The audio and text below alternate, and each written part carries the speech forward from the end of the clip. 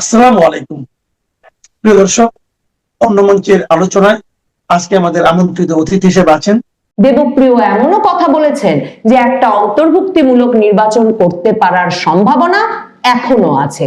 কাজেই মার্কিন যুক্তরাষ্ট্র শুধু আওয়ামী লীগকে বাংলাদেশের রাজনীতিতে ফেরাতে চাইছে এবং ফেরাতে তাদের খাস বান্দা সুশীল সমাজের প্রতিনিধিদের সক্রিয় করে দিয়েছে, এই ইঙ্গিতে স্পষ্ট হচ্ছে না। এমন সন্দেহ করবার কারণ আছে যে হয় মার্কিন যুক্তরাষ্ট্র এই 3 দিন বাদের নির্বাচনটিও এখন পিছিয়ে দিয়ে নতুন অন্তর্ভুক্তিমূলক নির্বাচনের জন্য চাপ প্রয়োগ অব্যাহত রেখেছে, আর না হলে নির্বাচন হবে, স্থিতিশীলতা আসবে না, তারপর একটা অন্তর্ভুক্তিমূলক নির্বাচনের জন্য এই খাস বান্দারাই আসলে বাংলাদেশে সক্রিয় ভূমিকা রাখবেন। বাংলাদেশের বর্তমান ভবিষ্যৎ রাজনীতি এবং নির্বাচন নিয়ে মার্কিন যুক্তরাষ্ট্রের আমেরিকার ডিপ স্টেটের মতামত এবং তাদের দৃষ্টিভঙ্গি যে একেবারে পাল্টে গেছে 2024-এর জুলাই আগস্ট থেকে এখন এসে নির্বাচনের আর মাত্র কদিন বাকি থাকতে, তার এক সুস্পষ্ট প্রমাণ হাজির করেছেন বাংলাদেশে মার্কিন যুক্তরাষ্ট্রের একেবারে খাস বান্দা যে সুশীল সমাজের প্রতিনিধিরা আছেন, তারা একজোট হয়ে একই সঙ্গে বাংলাদেশের সংখ্যালঘুদের ভয়ের পরিবেশ, তাদের ওপর অত্যাচার নির্যাতন নিয়ে উদ্বেগ প্রকাশ করে এবং এমন একটা নির্বাচন অনুষ্ঠিত হতে যাচ্ছে যেখানে একদিকে যেমন সংখ্যালঘু সম্প্রদায় সহ বিভিন্ন জনগোষ্ঠীকে অন্তর্ভুক্ত করা যাচ্ছে না, তেমনি যে ভিন্ন মতের রাজনৈতিক শক্তিকেও অন্তর্ভুক্ত করা যাচ্ছে না, এমন নির্বাচন অনুষ্ঠিত হলে বাংলাদেশে কিছুতেই স্থিতিশীলতা আসবে না, এ কথা এতদিনে তারা মুখ ফুটে বলতে জোট বেঁধেছেন। দেবপ্রিয় ভট্টাচার্য, বদিউল আলম মজুমদার, তৃতীয় মাত্রার জিল্লুর রহমান, এরা সব একত্র হয়ে এমন জরিপ প্রকাশ করেছেন, আবার নিজ নিজ সংগঠন থেকেও অন্তর্ভুক্তিমূলক নির্বাচনের জন্য এক রকমের রব তোলা শুরু করেছেন। মানে এই ব্যক্তিরা বাংলাদেশের এমন মার্কিন যুক্তরাষ্ট্রের খাস বান্দা যে আমরা জানি যে এরাই আমাদের বুঝিয়েছেন, মানে জিল্লুর রহমান তো এদের চেয়ে বেশ জুনিয়র, মানে এই বদিউল আলম মজুমদার, দেবপ্রিয় ভট্টাচার্য, মতিউর রহমান, মাহফুজ আনামরা মিলে 90 দশকের শেষ থেকে আমাদের বোঝানো শুরু করেছেন যে বাংলাদেশের সুশীল সমাজের প্রতিনিধি হচ্ছেন তারাই যারা যুক্তরাষ্ট্র সহ পশ্চিমের বিভিন্ন দেশের টাকা নিয়ে বিভিন্ন দোকান পরিচালনা করেন। মানে এদের সকলের নানা রকম এনজিও আছে এবং এরাই সুশীল সমাজের প্রতিনিধি, এরাই রাজনীতিটা ভালো বোঝেন, এরাই সংস্কার বোঝেন, এরাই গণতন্ত্র বোঝেন, এদেরই সবচেয়ে মাখামাখি থাকে বাংলাদেশের সকল দূতাবাসের রাষ্ট্রদূতের সঙ্গে, এবং এরাই সর্বদা কোন সরকার ক্ষমতায় থাকবে, কোন সরকার থাকবে না, এসব বিষয়গুলো মানে এক রকমের কলকাঠি নাড়তে সবচেয়ে বেশি উদ্যোগী থাকবেন। তো এহেন দেবপ্রিয় ভট্টাচার্য আর বদিউল আলম মজুমদার দুজনই ইউনূসের খাস লোক। এই 17-18 মাস ধরে একেবারে চুপচাপ ছিলেন তারা, কোনো কথা নাই, মানে কোনো কথা নাই মানে তাদের কথা হচ্ছে বদিউল আলম মজুমদার তো মহা ব্যস্ত ছিলেন আলী রিয়াজের দরবারে সংবিধান সংস্কার করতে, জুলাই সনদ প্রণয়নে। সে সময় নানা রকম ভিডিও বেরিয়ে এসেছে যে তিনি নানাজনকেই, বিএনপির সালাউদ্দিন আহমেদ সহ নানাজনকে ধমকাচ্ছেন যে উনার কাছে একেবারে খাস জায়গা থেকে খবর আছে কে কি করেছেন, কাজেই তারা যাতে মানে তার যে প্রস্তাবিত বা তার আমেরিকা থেকে প্রেসক্রিপশন আনা যেসব সংস্কার প্রস্তাব রাজনৈতিক নেতারা যাতে মানে সেসব মেনে নেন। আর দেবপ্রিয় ভট্টাচার্য তিনি তো সেই সংখ্যার জনক যে বাংলাদেশে নাকি 28 উপায়ে দুর্নীতি করে 15 বছরে $234 বিলিয়ন অবৈধভাবে পাচার করে ফেলেছে শেখ হাসিনা সরকার। এরপর শেখ হাসিনা আওয়ামী লীগের তরফে বহুবার এই প্রশ্ন তোলা হলেও বা বাংলাদেশের মানে নানা ভেতরেও নানা জনের সামাজিক যোগাযোগ মাধ্যমে ক্রমাগত প্রশ্ন তুলেছেন বটে যে বাংলাদেশের ইকোনমির সাইজটা তেমন কিনা যে $234 বিলিয়ন 15 বছরে পাচার করে দিয়েও পদ্মা সেতু, ফ্লাইওভার থেকে শুরু করে এলিভেটেড এক্সপ্রেসওয়ে থেকে শুরু করে যাবতীয় কর্মকাণ্ড পরিচালনা করা গেল। কিন্তু মানে দেবপ্রিয়দের ব্যাপারটা হচ্ছে যখন যেরকম সেরকম একটা শিরোনাম ছেড়ে দিলেই হলো। খুবই সিগনিফিকেন্ট সে কারণেই যে জিল্লুর রহমান, তৃতীয় মাত্রা খ্যাত সাংবাদিক, তিনিও তো দোকান খুলেছেন সেন্টার ফর গভর্নেন্স স্টাডিজ নামে, এবং তিনি নিজেই সর্বত্র বলেন এবং পিটার হাসের ভীষণ ঘনিষ্ঠ ছিলেন শেখ হাসিনার শেষ আমলে, এবং তিনি নিজেই বলেন তার মার্কিন যুক্তরাষ্ট্র সহ বিদেশিদের সাথে পেশাগত কারণে ব্যাপক ইন্টারাকশন আছে, ব্যাপক যোগাযোগ আছে, এবং এই সেন্টার ফর গভর্নেন্স স্টাডিজ দোকান খোলার পর তিনি বাংলাদেশে এই সুশীল সমাজের ভেতরে একটা বড় ধরনের এন্ট্রি পেয়েছেন, খুবই গুরুত্বপূর্ণ তাৎপর্যপূর্ণ ভূমিকা রাখতে সক্ষম হচ্ছেন। এই সেন্টার ফর গভর্নেন্স স্টাডিজ এর মঞ্চে জিল্লুর রহমান এই দেবপ্রিয় বদিউলকে একত্র করেছিলেন এবং তারা মিলে এই ঘোষণা দিয়েছেন যে এই নির্বাচনের সময় নাকি বাংলাদেশের 50% সংখ্যালঘুই অনিরাপদ বোধ করছে। তো ভাবেন যে নির্বাচনের সময় বাংলাদেশের 50% সংখ্যালঘু মানুষ অনিরাপদ বোধ করবেন ভোটের সময়, এরকম একটা জরিপ তারা মাত্র এই ভোটের 3 দিন আগে উপস্থাপন করলেন, অথচ 18 মাস ধরে সংখ্যালঘু নির্যাতন নিয়ে তাদের মুখ দিয়ে কোনো কথা বের হয় নাই। বুঝতেই পারেন এসব দোকান জরিপ করে সরাসরি মার্কিন যুক্তরাষ্ট্রের অর্থায়নে, কাজেই এখন তারা জানে মার্কিন যুক্তরাষ্ট্র ভীষণভাবে ট্রাম্প প্রশাসন আসবার পরে, বিশেষভাবে এই নিয়ে তো অনেক আলোচনা করেছি যে ট্রাম্প প্রশাসন আসবার ভাবে তারপরে তারা ভীষণভাবে উদ্বিগ্ন হয়ে উঠেছে যে বাংলাদেশে শেখ হাসিনা সরকারের পতন ঘটিয়ে বাইডেন সরকারের যেখানে একটা বড় ধরনের উস্কানি ছিল সেটা ঘটিয়ে শেষ পর্যন্ত বাংলাদেশের মধ্যপন্থী ধর্মনিরপেক্ষ সবচেয়ে বড় রাজনৈতিক শক্তিটাকে রাজনীতি থেকে ছুড়ে ফেলা হয়েছে, এবং বাংলাদেশে যে কথা ভারতের সংবাদ মাধ্যমকে 2025 ফেব্রুয়ারিতে মার্কিন যুক্তরাষ্ট্রের গোয়েন্দা প্রধান তুলসি গ্যাবার্ড স্পষ্টত বলেছেন যে তারা উদ্বিগ্ন যে বাংলাদেশে ইসলামপন্থীদের উত্থানের মাধ্যমে খিলাফত প্রতিষ্ঠার চেষ্টা হচ্ছে এবং ট্রাম্প প্রশাসন খিলাফত প্রতিষ্ঠার চেষ্টা যে কোনো ভাবে বন্ধ করবে।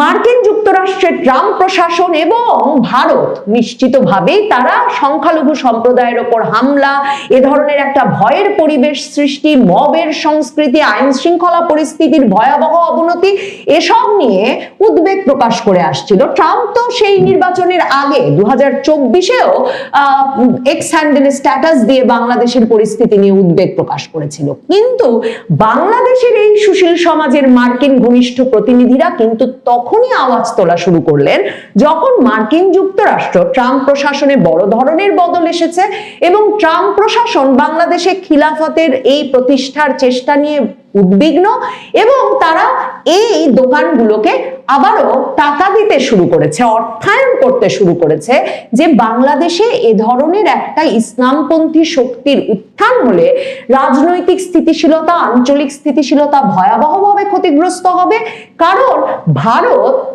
ট্রাম্প প্রশাসন এই অঞ্চলের ইন্দো প্রশান্ত মহাসাগরীয় অঞ্চলের সবচেয়ে গুরুত্বপূর্ণ পরামর্শক হিসেবে মনে করে এবং ভারত বারবার মার্কিন প্রশাসনকে সে কথা বলছে। এখন দেখেন বাংলাদেশের হিন্দু ব্রাহ্মণ সুশীল সমাজের প্রতিনিধি দেবপ্রিয় ভট্টাচার্য জিল্লুর রহমানের দোকান সিজিএস যখন জরিপ করে ঘোষণা দিচ্ছে যে নির্বাচনের সময় 50% সংখ্যালঘুই নিরাপত্তাহীনতায় ভুগছে, তখন এতদিন পর দেবপ্রিয় ভট্টাচার্য মুখ খুলেছেন। তিনি বলেছেন যে এই যে সংখ্যালঘু সম্প্রদায়ের উপর অত্যাচার নির্যাতনের যত ঘটনা এই 17-18 মাসে বেরিয়ে এসেছে, আর ইউনূস সরকার যে এগুলোকে বিচ্ছিন্ন ঘটনা বলছে সে কথা কোনোভাবেই মানা যায় না, কারণ তিনি এতদিনে তার বুদ্ধি খুলেছে। তিনি বলছেন যে নারীর উপর যখন সহিংসতা হয় তখন কি আমরা বলি এটা জমি জমার বিরোধ, নারী দুর্বল বলেই তার উপর হামলা হয়, তেমনি হিন্দু সম্প্রদায়ের উপর, সংখ্যালঘু সম্প্রদায়ের উপর যে 645টা আক্রমণ হয়েছে তা হতে পেরেছে কারণ তারা দুর্বল জনগোষ্ঠী। দেখেন মাথার বুদ্ধি একদম খুলে গেছে। এবং দেবপ্রিয় ভট্টাচার্য শুধু যে জিল্লুরের দোকানে এসে সংখ্যালঘুদের পক্ষে কথা বলছেন তাই নয়, মানে যেটা নাকি আওয়ামী লীগের বয়ান, ভারতের বয়ান বলে বাংলাদেশে ইউনূস সরকার, বাংলাদেশের জাতীয় নাগরিক পার্টি তরুণ নেতারা প্রচার করছেন এবং এই সুশীল সমাজের প্রতিনিধি দল এতদিন পর্যন্ত হুক্কা হুয়া রবে বলে আসছিলেন যে ঠিক কথা ঠিক কথা, এ ভারতীয় বয়ান, এ আওয়ামী বয়ান, এখন একদম বুদ্ধি খুলে গেছে দেবপ্রিয় ভট্টাচার্যের। ওদিকে বদিউল আলম মজুমদার আরো লোক হাসানোর মতো কাজ করেছেন। মানে মার্কিন যুক্তরাষ্ট্রের ডিপ স্টেটের মনোভাব যে কিভাবে পাল্টেছে, তারা যে এদের দিয়েই এখন আওয়ামী লীগকে বাংলাদেশের রাজনীতিতে আবার আনিয়ে ছাড়বেন, আর না আনলে পরে এদের আর ফান্ডিং আসবে না, এদের আর তহবিল আসবে না, এটা যে এই সুশীল সমাজের প্রতিনিধিরা কিভাবে বুঝেছেন তার প্রমাণ বদিউল আলম মজুমদার। মানে যিনি গত হাসিনার 15টা বছর শুধু যুক্তরাষ্ট্রের দূতাবাসে নানা রকম ঘেটু করেছেন, হ্যাঁ, নানা রকম সম্পর্ক রক্ষা করেছেন, এই নৈশভোজ ওই নৈশভোজ, নিজের বাড়িতে ষড়যন্ত্রের বৈঠক এসব করেছেন, আর কিভাবে হাসিনা সরকারকে নামাবেন সে পরিকল্পনায় ব্যস্ত ছিলেন, সেই বদিউল আলম মজুমদার, যার মূল দোকানটা কিন্তু মার্কিন যুক্তরাষ্ট্রের একটি সংগঠন হাঙ্গার প্রজেক্ট। এবং দেখেন যে এই হাঙ্গার প্রজেক্টের তিনি দশকের পর দশক ধরে বাংলাদেশে প্রধান পদে দায়িত্ব পালন করছেন। কাজেই মার্কিন যুক্তরাষ্ট্রের কথা না শুনলে তার চাকরি, প্রজেক্ট, প্রকল্প, দোকান সব যাবে। সেই বদিউল আলম মজুমদার এই মঞ্চে হাত তুলে বলেছেন, আমাকে সরকারের অংশ ভাববেন না, আমি ইউনূস সরকারের ঠিক ততটুকু অংশ ছিলাম যতটুকু অংশ দেবপ্রিয় ছিল, কারণ দেবপ্রিয় শ্বেতপত্র প্রণয়ন করে দিয়েছে ইউনূস সরকারের জন্য, আর আমি আমার অভিজ্ঞতা কাজে লাগিয়ে সংবিধান সংস্কার করেছি। কিন্তু তার মানে আমাকে কিছুতেই ইউনূস সরকারের অংশ হিসাবে ঘোষণা করা যাবে না। দেবপ্রিয় ভট্টাচার্যের দোকান সিপিডি থেকে তারা কিন্তু স্পষ্ট করে আওয়ামী লীগকে এখন ডাকছেন। সিপিডি আলাদা করে সংবাদ সম্মেলন করেছে এবং আলাদা সংবাদ সম্মেলন করে ঘোষণা দিয়েছে 7 তারিখে যে আওয়ামী লীগকে বাদ দিলে 12ই ফেব্রুয়ারির নির্বাচন অন্তর্ভুক্তিমূলক হবে না। ভাবেন, দেবপ্রিয়র দোকান 2025-এর মে মাসে আওয়ামী লীগ নিষিদ্ধ হয়েছে কার্যক্রম, তখন থেকে এখন পর্যন্ত মুখ দিয়ে তাদের আওয়াজ বের হয় না। এই দিনের মাসের পর মাস ধরে আমরা জানি আওয়ামী লীগের নৌকা ব্যালটে থাকবে না, নির্বাচনে তারা অংশ নিতে পারবে না। এখন সিপিডি মুখ খুলে বলছে আসন্ন ত্রয়োদশ জাতীয় সংসদ নির্বাচন থেকে আওয়ামী লীগকে বাদ দেওয়া হলে সে নির্বাচন অন্তর্ভুক্তিমূলক হবে না। সিপিডির মতে একটি বিশ্বাসযোগ্য ও অংশগ্রহণমূলক নির্বাচন নিশ্চিত করতে সব প্রধান রাজনৈতিক পক্ষ ও তাদের ভোটারদের অন্তর্ভুক্ত করা জরুরি। খুবই তাৎপর্যপূর্ণ হচ্ছে জিল্লুর রহমানের দোকানের অনুষ্ঠানে গিয়ে দেবপ্রিয় ভট্টাচার্য বলেছেন যে এই সরকারের দম ফুরিয়ে এসেছে ঠিক আছে, কিন্তু এই সরকার একটা মাত্র কাজ করে ইতিহাসে কোনো ভালো অবদান রেখে যেতে পারে, সেটা হচ্ছে তারা যদি সত্যিকার অর্থে নারী, সংখ্যালঘু এবং ভিন্ন রাজনৈতিক শক্তিকে অন্তর্ভুক্ত করার মাধ্যমে একটা নির্বাচন অনুষ্ঠান করতে পারে।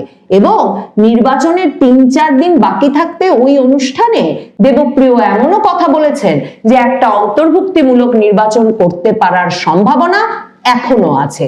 কাজেই মার্কিন যুক্তরাষ্ট্র শুধু আওয়ামী লীগকে বাংলাদেশের রাজনীতিতে ফেরাতে চাইছে এবং ফেরাতে তাদের খাস বান্দা সুশীল সমাজের প্রতিনিধিদের সক্রিয় করে দিয়েছে, এই ইঙ্গিতে স্পষ্ট হচ্ছে না। এমন সন্দেহ করবার কারণ আছে যে হয় মার্কিন যুক্তরাষ্ট্র এই 3 দিন বাদের নির্বাচনটিও এখন পিছিয়ে দিয়ে নতুন অন্তর্ভুক্তিমূলক নির্বাচনের জন্য চাপ প্রয়োগ অব্যাহত রেখেছে, আর না হলে নির্বাচন হবে, স্থিতিশীলতা আসবে না, তারপর একটা অন্তর্ভুক্তিমূলক নির্বাচনের জন্য এই খাস বান্দারাই আসলে বাংলাদেশে সক্রিয় ভূমিকা রাখবেন।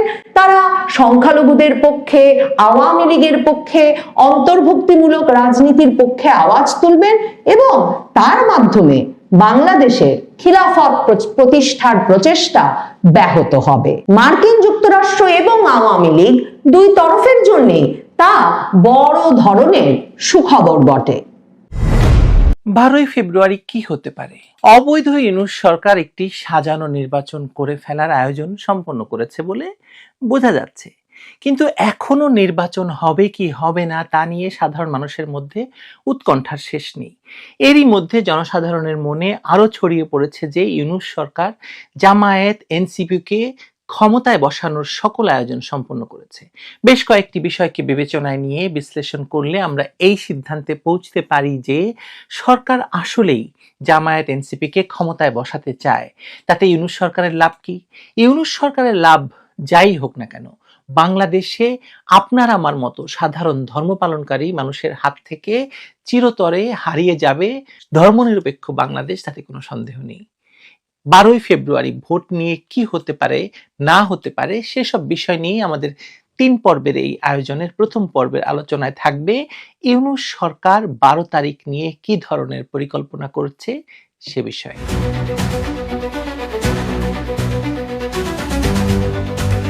12ই ফেব্রুয়ারি সম্ভাব্য দৃশ্যপট তাই কয়েকটি রূপরেখা দেখা যাচ্ছে।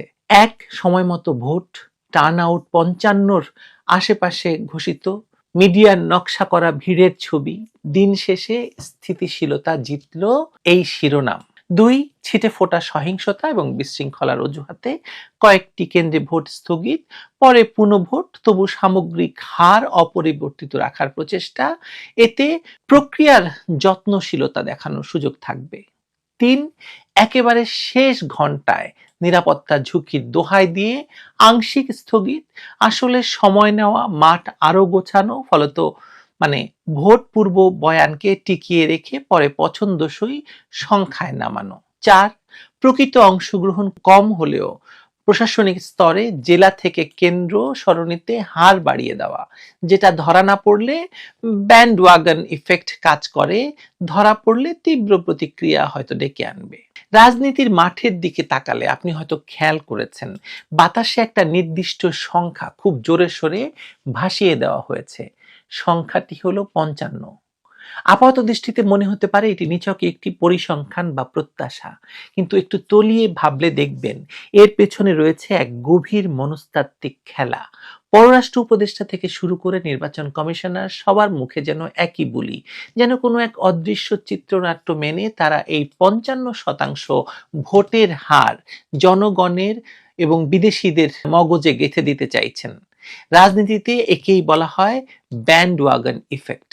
মানুষের অবচেতন মনকে এমনভাবে প্রস্তুত করা যাতে নির্বাচনের দিন বা তার পরে এই সংখ্যাটি শুনলে কেউ আর চমকে না ওঠেন, বরং ভাবে ও আচ্ছা, এটাই তো হওয়ার কথা ছিল।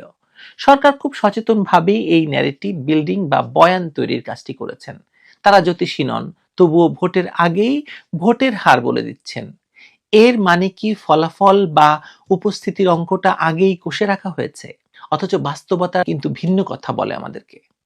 দেশের আইন শৃঙ্খলা পরিস্থিতির যে নাজুক দশা, চারদিকে অস্ত্রের ঝনঝনানি আর জঙ্গিবাদের যে নীরব উত্থান আমরা দেখতে পাচ্ছি, তাতে সাধারণ ভোটারদের কেন্দ্রে যাওয়ার সাহস পাওয়ার কথা নয়। জীবনের নিরাপত্তা যেখানে সুতোয় ঝুলছে, সেখানে 55 থেকে 60% মানুষ ভোট দিতে যাবে, এই ধারণাটা কি বিশ্বাসযোগ্য?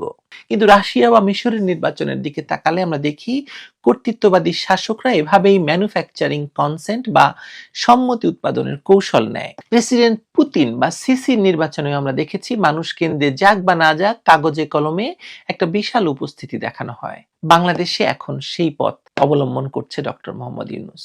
গণমাধ্যমের ক্যামেরার সামনে হয়তো কিছু কৃত্রিম লাইন তৈরি করা হবে, কিন্তু ক্যামেরা সরলেই দৃশ্যপট ফাঁকা। আসলে খেলাটা হয়তো হবে রিটার্নিং অফিসারদের টেবিলে, যেখানে কাগজের অঙ্কের সঙ্গে মাঠের বাস্তবতার কোনো মিলই খুঁজে পাওয়া যাবে না। এই পুরো প্রক্রিয়ার দিকে তাকালে আন্তর্জাতিক মহলের পর্যবেক্ষণকেও ফেলে দেওয়া যাবে না। প্রভাবশালী সাময়িকী দ্য ইকোনমিস্ট যখন বাংলাদেশের নির্বাচনকে শাখের করাত হিসেবে উল্লেখ করে, তখন আমাদের শিউরে উঠতে হয়। তাদের বিশ্লেষণ মতে বাংলাদেশের মানুষ এখন এক ভয়ঙ্কর উভয় সংকটে পড়েছে। এক পাশে রয়েছে কলঙ্কিত অতীত, দুর্নীতির অতীত, আর অন্য পাশে তালেবান ভবিষ্যৎ। এক পাশে বিএনপি, এক পাশে জামায়াত। তথাকথিত জুলাই অভ্যুত্থানের পর যে গণতন্ত্রের স্বপ্ন সাধারণ মানুষ দেখেছিল বলে বলা হয়, তা এখন ফিকে হয়ে গেছে ইতিমধ্যেই।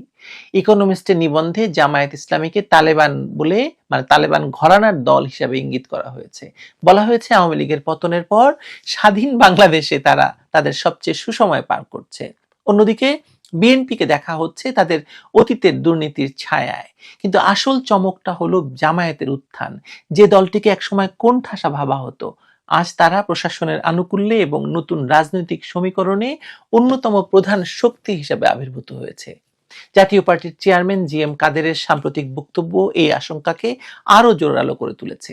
তিনি সোজাসাপটাভাবে অভিযোগ করেছেন যে সরকার, এনসিপি এবং জামায়াত মিলেমিশে একাকার হয়ে গেছে। নির্বাচনটা হচ্ছে তাদেরই সাজানো ছকে। জিএম কাদেরের মতে ছাত্র সমন্বয়করা যাদের নিয়োগ দিয়েছে সরকার, তারা এখন দল গঠন করে নির্বাচনে অংশ নিচ্ছে, আর তাদের অভিভাবক হিসাবে আবির্ভূত হয়েছে জামায়াত। অর্থাৎ সরকার পক্ষের এই ত্রিমুখী জোট নির্বাচন ব্যবস্থাকে এমন ভাবে নিয়ন্ত্রণ করছে যেখানে নিরপেক্ষতার কোনো বালাই নেই। হ্যাঁ বা না ভোটের যে প্রহসন চলছে, সেখানেও সরকারি যন্ত্রের অপব্যবহার স্পষ্ট। ভিন্ন মত পোষণ করলেই গায়ে সেটে দেওয়া হচ্ছে ফ্যাসিবাদের দোসর তকমা। এটা কি কোনো সুস্থ গণতান্ত্রিক প্রক্রিয়ার লক্ষণ হতে পারে? পারে না। নাকি এটি সেই পুরনো স্বৈরাচারী কায়দারই ভিন্ন মোড়ক, ক্ষমতা কুক্ষিগত করার নীল নকশা? মাঠ পর্যায়ের চিত্র কিন্তু দ্রুত পাল্টাচ্ছে। ফরিদপুরের সেই ব্যাংকার আব্দুর রাজ্জাকের কথা ভাবুন, যিনি বিশ্বাস করছেন তার দল জামায়াত এবার ক্ষমতায় যাওয়ার প্রকৃত সুযোগ পেয়েছে। আল জাজিরার রিপোর্ট বলেছে সে কথা। এটি কেবল একজন ব্যক্তির আবেগ নয়, বরং এটি একটি পরিবর্তনের ইঙ্গিত। বিভিন্ন জনমত জরিপ যেমন IRI বা অন্যান্য সংস্থার তথ্য মতে বিএনপির সঙ্গে জামায়াতের ব্যবধান কমে গেছে। যে দলটির শীর্ষ নেতাদের বিচার এবং ফাঁসি হয়েছিল যুদ্ধাপরাধের জন্য, যে দলটিকে রাজনীতি থেকে প্রায় মুছে ফেলার চেষ্টা হয়েছিল, সেই দলটি এখন ক্ষমতার কেন্দ্রবিন্দুতে চলে আসছে বা নিয়ে আসা হয়েছে। এর পেছনে শুধুমাত্র তাদের সাংগঠনিক শক্তি কাজ করছে বলে মনে করার কোনো কারণ নেই, বরং কাজ করছে একটি পরিকল্পিত পৃষ্ঠপোষকতা। ডক্টর ইউনূসকে তারা বসিয়েছেন, এখন ডক্টর ইউনূস তাদেরকে বদলা ক্ষমতা বসাতে চাচ্ছেন। সাধারণ মানুষের দীর্ঘদিনের রাজনৈতিক হতাশাকে কাজে লাগিয়ে এবং তরুণ প্রজন্মের একাংশকে এনসিপির মাধ্যমে কাছে টেনে তারা এক নতুন সমীকরণ তৈরি করেছে। কিন্তু এই সমীকরণের শেষ ফল কি? জামায়াত নেতারা হয়তো মুখে মধ্যপন্থা বা সংস্কারের কথা বলছেন, কিন্তু শহুরে মধ্যবিত্ত এবং প্রগতিশীল মানুষের মনে আতঙ্ক কাটছে না। নারীদের অধিকার, সাংস্কৃতিক ভবিষ্যৎ এবং একটি অসাম্প্রদায়িক বাংলাদেশের স্বপ্ন সবই কি তাহলে প্রশ্নের মুখে পড়তে যাচ্ছে কিনা? কথা সবার মুখে। আন্তর্জাতিক বিশ্লেষকরাও সন্দিহান। তারা দেখছেন বাংলাদেশ এমন এক পথে হাঁটছে যেখানে গণতন্ত্রের নামে হয়তো এক ধরনের কট্টরপন্থাকেই বৈধতা দেওয়া হচ্ছে। 12ই ফেব্রুয়ারির নির্বাচন তাই কেবল ক্ষমতার হাত বদল নয়, এটি বাংলাদেশের আত্মপরিচয়ের এক বড় পরীক্ষা। ইউনূস সরকারের এই ম্যাজিক নাম্বার আর সাজানো নির্বাচনের ছক যদি সফল হয়, তবে হয়তো আমরা এক এমন বাংলাদেশে প্রবেশ করব যা আমাদের চেনা সেই উদার মানবিক বাংলাদেশ থেকে যোজন যোজন দূরে। ভোটাররা হয়তো কেন্দ্রে যাবেন কিংবা যাবেন না, কিন্তু ফলাফলের ছকটা যে উপর থেকেই কষে দেওয়া হয়েছে, সেই আশঙ্কা এখন আরো প্রবল হয়ে উঠেছে জনমনে। এ বিষয়ে আমি আগেও কথা বলেছি। যে দেশে জীবনের নিরাপত্তা নেই, যেখানে মানুষের পছন্দের রাজনৈতিক দল এবং প্রতীক নির্বাচনে অনুপস্থিত, সেখানে এমন উপস্থিতির হার দেখানো হলে তা হবে রীতিমতো প্রহসন। কিন্তু গণমাধ্যমে কৃত্রিম ভিড়ের দৃশ্য দেখানো হবে। ক্যামেরা অন করলে হঠাৎই ভোটারদের লাইন দেখা যাবে, আর ক্যামেরা বন্ধ হলে গেলেই সেই লাইন হাওয়া হয়ে যাবে। রিটার্নিং অফিসারের হাতে ফলাফলের চূড়ান্ত নিয়ন্ত্রণ থাকায় মাঠের বাস্তবতা আর কাগজের ফলাফলের মধ্যে বিশাল ফারাক তৈরি হবে। এভাবেই পূর্ব নির্ধারিত একটি ফলাফল বাস্তবায়ন করা হবে। 12ই ফেব্রুয়ারি সকালে দেশের মানুষ যখন ভোট কেন্দ্রে যাবেন বা যাবেন না, তখন হয়তো তারা বুঝতেও পারবেন না যে আসলে এটি একটি সাজানো নাটক। জামায়াত এনসিপির বিজয় নিশ্চিত করতে সকল ব্যবস্থা আগে থেকেই করা হয়েছে। এই নির্বাচনের মাধ্যমে বাংলাদেশ একটি নতুন ধরনের সাম্প্রদায়িক রাজনীতির সূচনা করতে যাচ্ছে, যা দেশের ভবিষ্যতের জন্য বিপজ্জনক।